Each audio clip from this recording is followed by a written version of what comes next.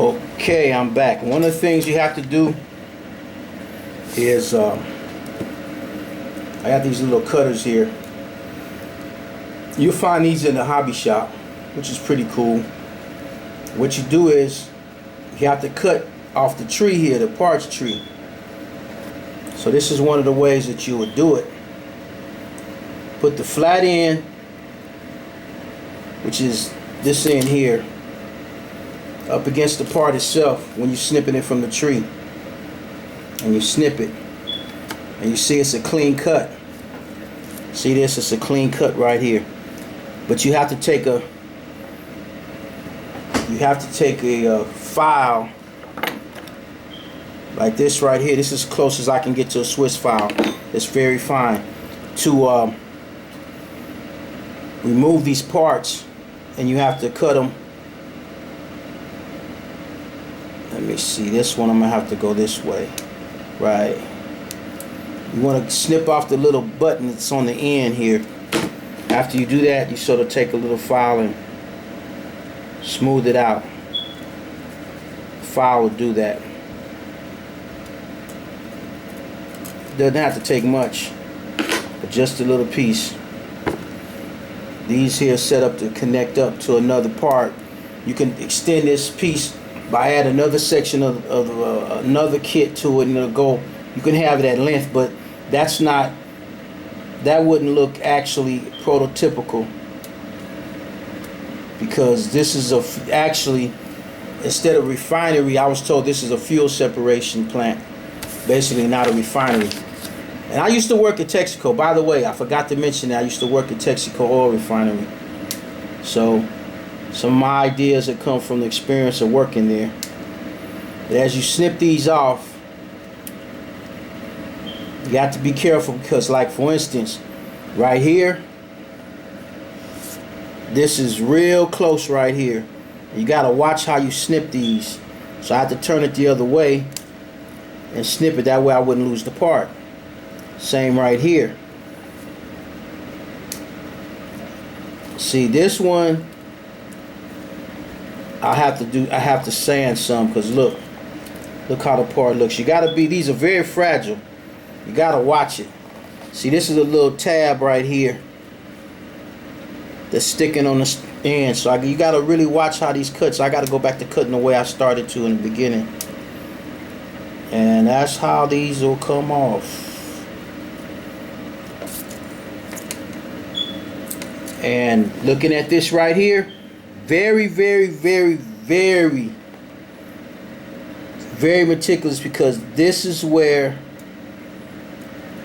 it's connected to the piping. The piping's there connected, so you really have to watch how you snip these off, because you could lose the piping also. And this is how it's connected to the tree. So let me see. There it is.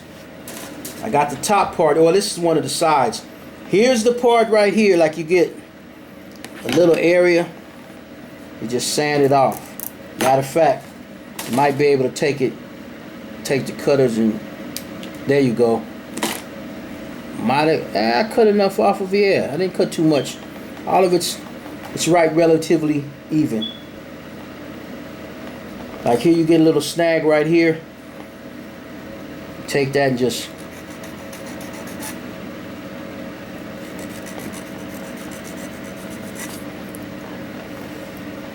file that down. You got these little tabs right here on the end that I don't think you need to file these down. These connect up.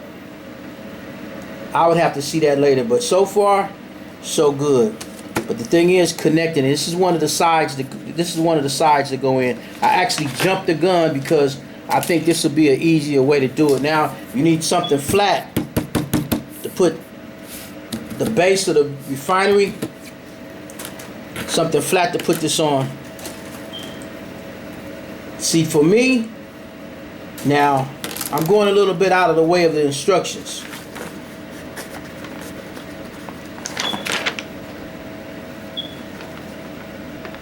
See, I'm going to put this part together first.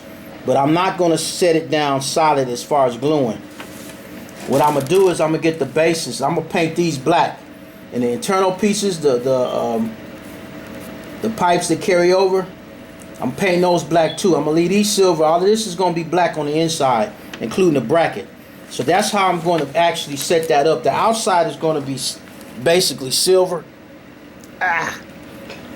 They're basically going to be silver, and then I'm going to put these together because you have to glue them to these. You have to glue them to these. And these are the exchange pipes, actually. But anyway, this is the first part. What I'm trying to make this as simple for people as I can. This is the part number 5 that I'm starting on, because this is going to be tedious. Because when you get down to the little valves, the little covers for the valves for the ending of the pipes, my choice, either paint them black, red, or yellow. Depends on what you want to model, how you want to model it. The centerpieces and the brackets is holding up the piping. I'm going to paint black, flat black more or less. But the ends of the pipes, these caps here, as you see in these directions, I'm going to paint them either red, yellow, or black. One of the two, one of the three. So it depends on how I feel, how I'm going to put this together. Getting to the heat exchanger, which is right here. Basically, we're going to paint that flat black. That's going to be all black. But I'm going to skip through this. This is just part 1 to get you a little feel on how you can look at this. Make sure you look at the numbers. Make sure you look at the numbers. The numbers are important. These are real tedious, and what you have to do, you're going to have to use tweezers. I'm serious. You're really going to have to use tweezers to put this thing together, because, and a steady hand, because this is not going to be that simple for the average person to build, unless you're used to model building or craftsmanship. You got some people that actually designed, that worked for Fluor that I've talked to. They used to design oil refineries, by the way, and they had a big, at one time Fluor had a one of their headquarters in Santa Ana, or Anaheim. It's in Orange County, and I was invited. This was around the early 90s. I was invited to come to their headquarters to look at the model refineries, because that was their job, building oil refineries. They're now headquartered, I think, in New Delhi, India. They're in India. I was shocked. I was like, wow. That's where they're building refineries at now. Since California had so much strict stuff for environmental, they basically shut down any opportunity to build any new refineries. Even though President Trump has opened it up, they still don't want any offshore drilling, anything like that. Because of the environmental laws they started passing between when Schwarzenegger was in office and Brown being in office, them two. So anyway, I'm going to get to furthermore in part 2 once I start cutting the pieces. I gave you an idea of how to cut the pieces, so that way, going by the instructions here, I'm going to see if I can help out and be in a little bit more detail. Once I start cutting the pieces, I'm just showing you how to cut the pieces, but keep track of the numbers so that way you don't get them mixed up. This part, end of part 1.